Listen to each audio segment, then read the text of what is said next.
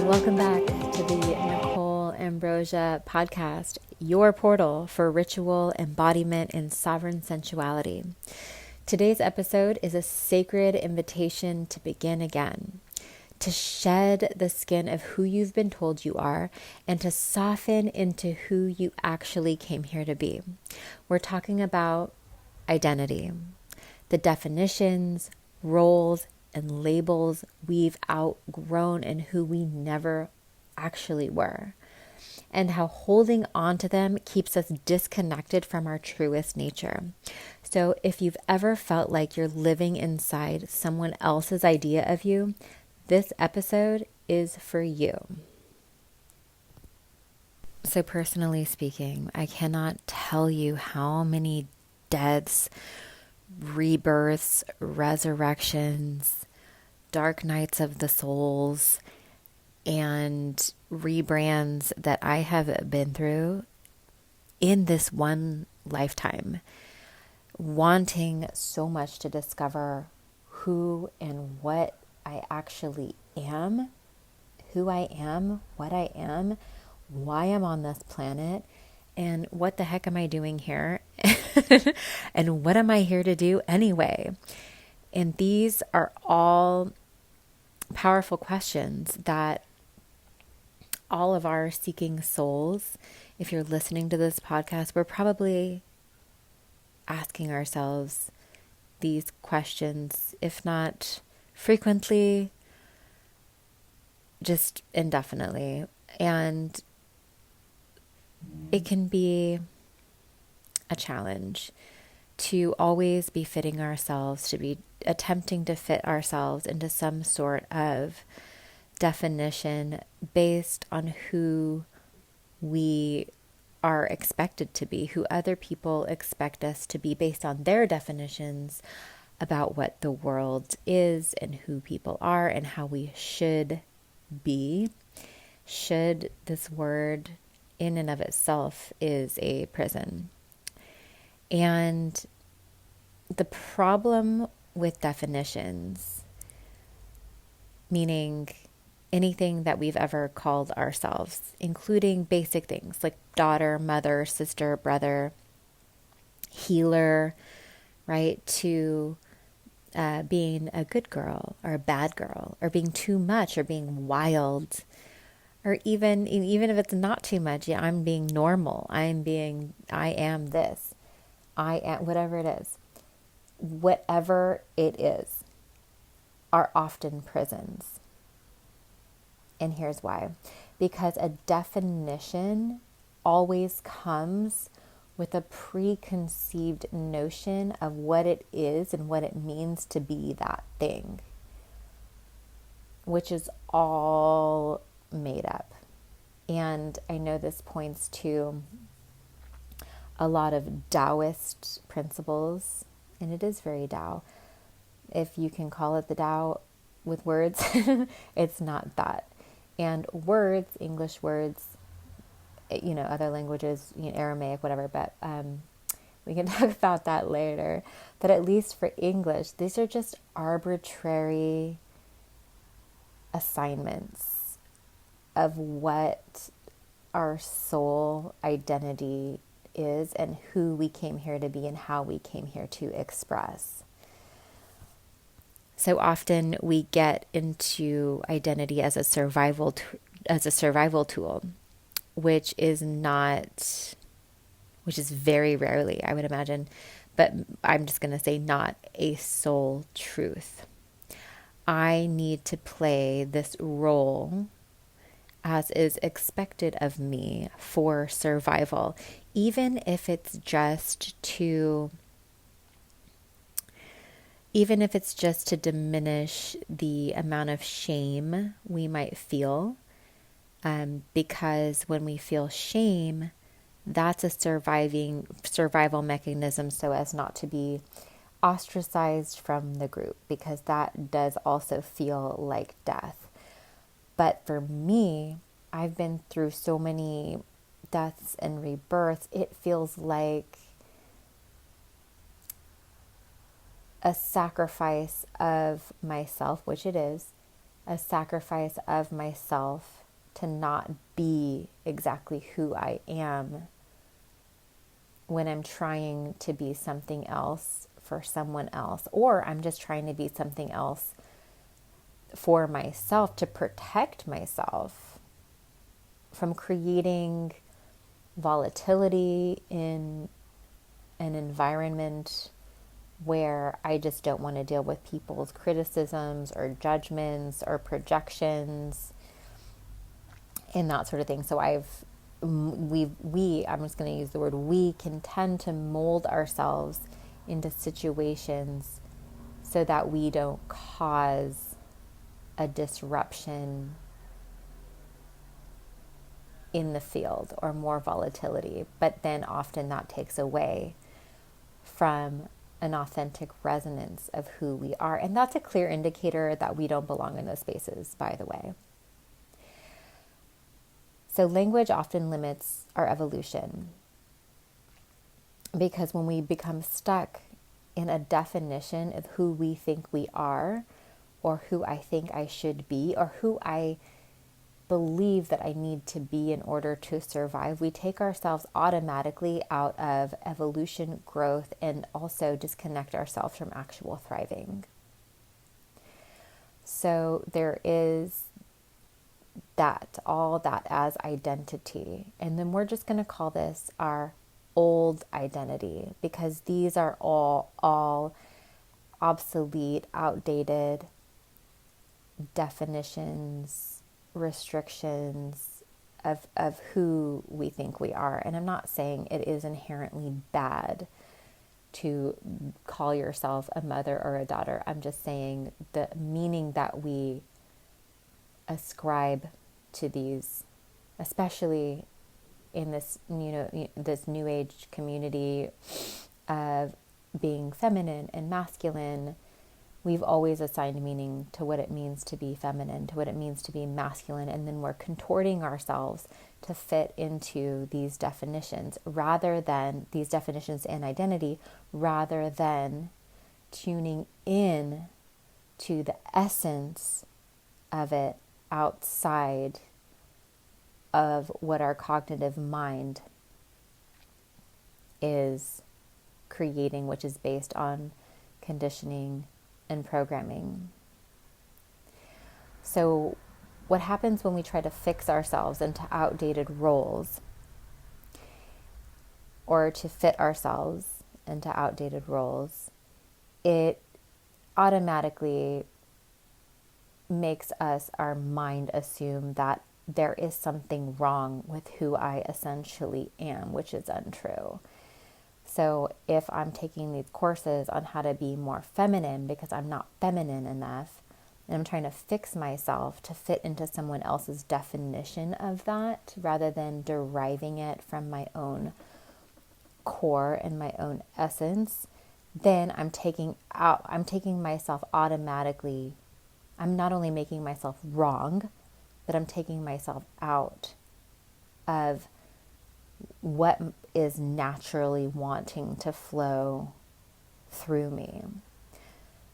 So if we're subscribing to media and definitions, and I'm not saying that everybody's wrong, and I'm not really calling anybody out at this moment, but if we're subscribing to those things and trying to fix ourselves into a definitive state, then we just need to be mindful of whether or not we're taking ourselves out of our natural flowing essence, because it shouldn't feel like work. It shouldn't feel like I'm trying so hard to be this person, because it's not that. You're not that. And it's not naturally that. And what's meant for you, and this is going to come up a lot later, but I'm just going to say it right now, that what is meant for us isn't going to be difficult. It's not hard. In fact, it's our most effortless, freed up state. It's our identities, our definitions, and these paradigms that we lock ourselves into through the mind that keep us stuck from our soul truth. So there's the sacred discomfort of not knowing who you are anymore, right? So when we get into these states, and I've been there, so it's not the easiest place to exist, is being uncomfortable with the not knowing who I am. But it's so beautiful to be here, because it means that we're dissolving all of these definitions that we've tried to fit and contort ourselves into, so that we can be loved and accepted, so that we can be loved and accepted by our friends, by our family, and to be what they expect us to be. Not that we're trying to give ourselves away, not that we're trying to be out of alignment, but a lot of the times we do this just to keep the harmony and to keep the peace, especially if it's an environment that we're living in. But when we get into this, I don't know who I am, let me try this on. So being a 1-3 generator in human design means I've gotten to fuck around and find out the many forms and variations and the different hues and colors that I've wanted to be, so that I can be seen, loved, and accepted, because I couldn't define who I am, because I am so multifaceted. People ask me, what do you do? Who are you? What do you do? And then, it's like whatever I want, what I do what I want. And that's not to be rebellious on purpose, but it's also my inner knowingness coming forward and saying, there's the knowingness of not knowing. And I just want everybody to know that that's a really empowered place to be. And then and this is all coming back to our essence, right? Our essence. And life will show us this so many times. The minute that we're like, I am this, I am that, because I want to fit into this crowd, and I want these people to recognize me and to praise me and to give me validation. And then I want these people to, spend money, or we're putting on these performances.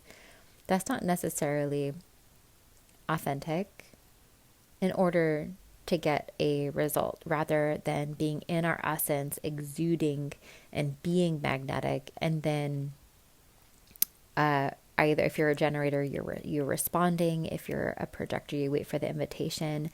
Manifestors inform, and so on and so forth. And then the moment, so when you're trying on these personas and these personalities to navigate the world that you're in, to get the quote unquote result that you want, we run into this moment where where we go, I am not that anymore. I am not that anymore. In last year, 2024, I ran into this so many times, where I felt this call, my soul call, my soul calling me to, it's time. It's time, Nicole. And then I'm just feeling and thinking, like, it's time for what? Like, how can I embody this massiveness that I feel that cannot really be defined? And I was trying to poke at it and to embody from many different vantage points, and it all just comes back to the expression of the essence of Nicole Ambrosia. But that's my experience in explaining that when we discover, like, I'm not that anymore, that there is no shame in allowing ourselves to let it go. Let it go. It's like shedding a relationship that no longer works for us. And I've done this publicly for many years, where I've gotten into relationships, and I'm not saying that they were a failure or they shouldn't have happened. Of course they were perfect when they were good. And of course it's all a learning lesson. And there's no real should or shouldn't in relationships. And that's a whole other topic that we can get into later. when we evolve out of the relationship with someone else, and you're like, this isn't me anymore, this isn't for me anymore, there's so much beauty in the bravery of being able, instead of holding on, is to just let it go, hopefully gracefully. And there are, uncoupling rituals. So basically, what we do with ourselves, because we're always in relationship with ourselves, is we can have these shedding ceremonies where we can release who we thought we needed to be, who we were, in order to become our more essential self. So I'm just seeing this vision of like layers of like an onion, just all these skins that I'm not anymore, and becoming more and more of who we are, who I am, operating in this world, and letting myself shine through with courage. So we can use, so that, is a nice segue into me stating that we can use ritual as the tool for shedding. So I started studying basic shamanic things, shamanic principles, back in 2016. And the archetype of the serpent is so beautiful because she slithers on the earth. Her belly is close to the earth. And she teaches us to shed our skin, to shed the past, the way that she sheds her skin, and to walk the way of beauty, and to walk with the beauty of the earth.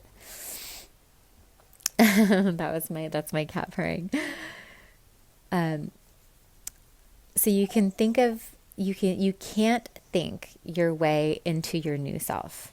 Okay, so this kind of goes along with, like, you can't think your way into an embodiment or aligning with truth.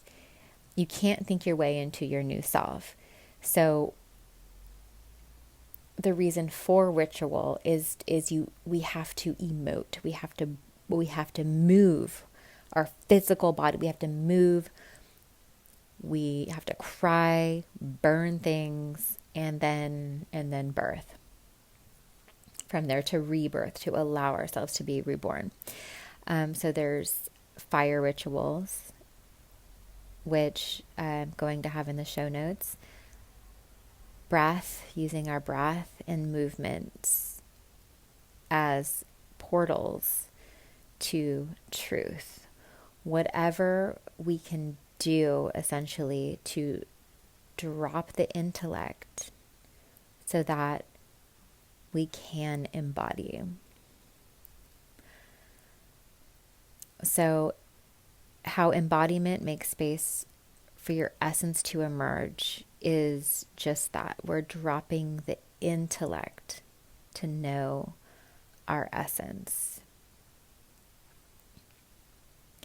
So when we're able to do that, right, we can find so much pleasure in the unknown.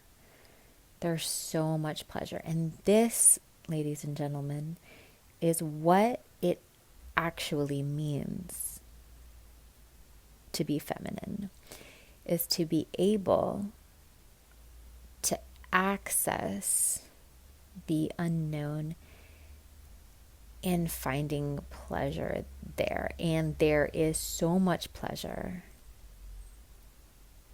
in the expanse of the void. So in Tantric Buddhism, in reference to the Dakinis, which is also known as Sky Dancer, is they say that women are more favorable for enlightenment simply because men have more of a challenge dropping the intellect to know God. Women are more favorable for enlightenment simply because men have more of a challenge dropping the intellect to know God, which is to know thyself. But when we're not in our thinking thing, when we're not analyzing, when we're not judging, which is all activity of the mind, then we can experience reality from our senses without analyzing. We can feel into the field. We can feel into energies. We can feel trees, animals, other people. And when we're feeling, it's important to also, I felt an energy, but then to not have to assign it meaning. And that's an activity of the mind, to stay into that feeling sensitivity state, to increase the sensation. And that's where sensuality becomes a superpower, because it's literally of the senses. Are we beginning to understand?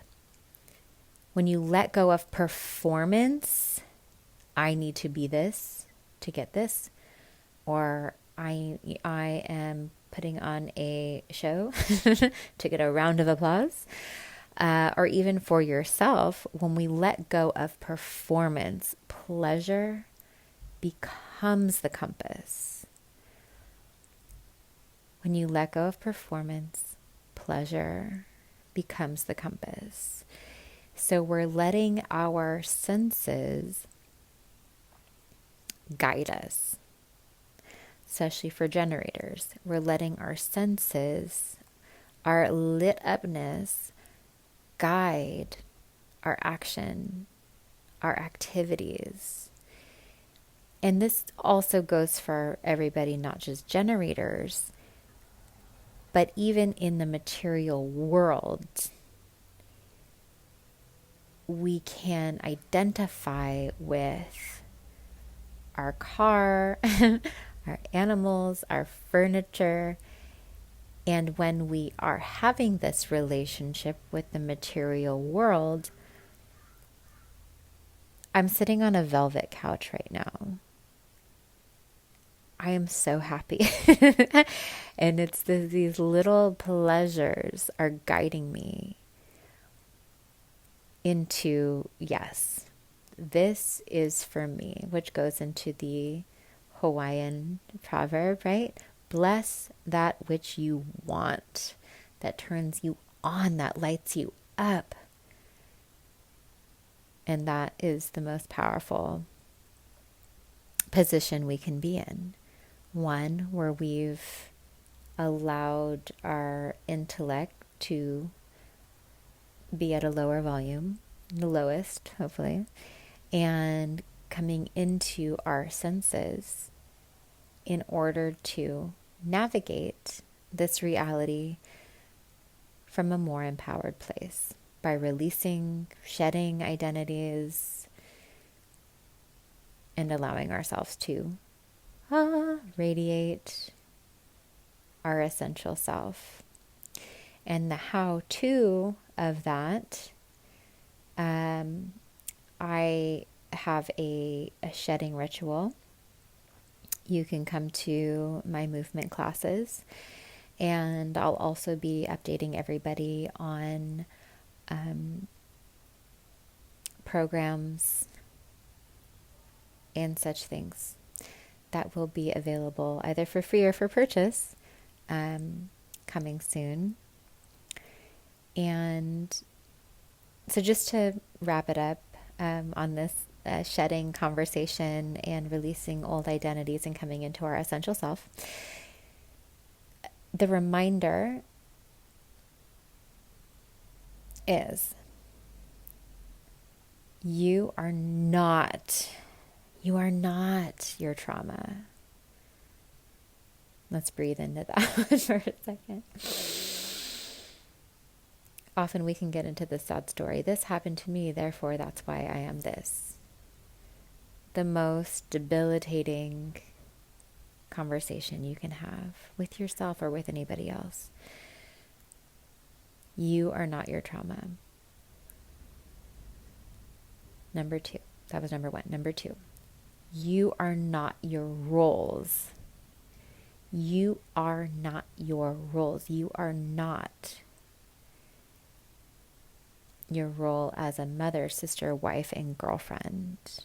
That is not the fullest scope of your soul identity. Yes, you may be those things, but that is not who you are. You are, number 3, you are not your brand. You are not your brand. There's so many entrepreneurs, myself included. I'm using my name as my brand. Okay, I am my representative, right? So you are not your brand. You are the flame behind it.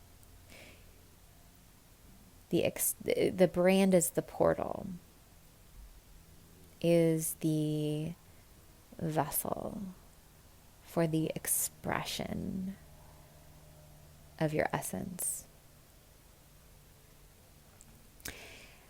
And 4th reminder is you're 100% allowed to rewrite the law and the laws that govern your life. You are allowed to rewrite the law and the laws that govern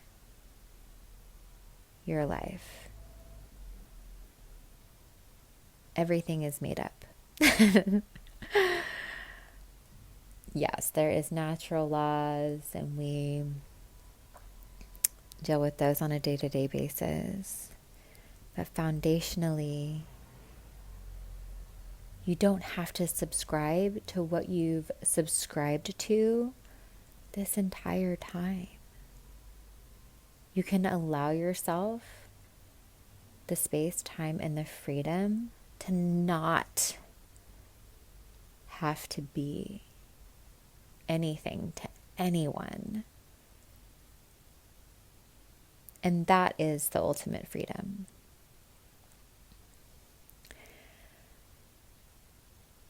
So in closing, I just want to thank you so much for shedding with me today. If this episode stirred something inside of you, just let it move. You can cry, dance, burn a page with all your identities on it. Whisper your truth into the dark.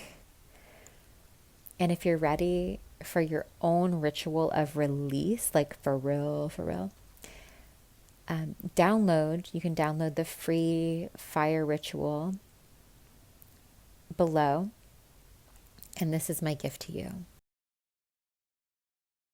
Thank you so much for tuning in. My name is Nicole Ambrosia, and you can find me at NicoleAmbrosia.com and Nicole.Ambrosia on Instagram. Make sure you like, share, and subscribe if you found this content helpful, and we'll be meeting again soon.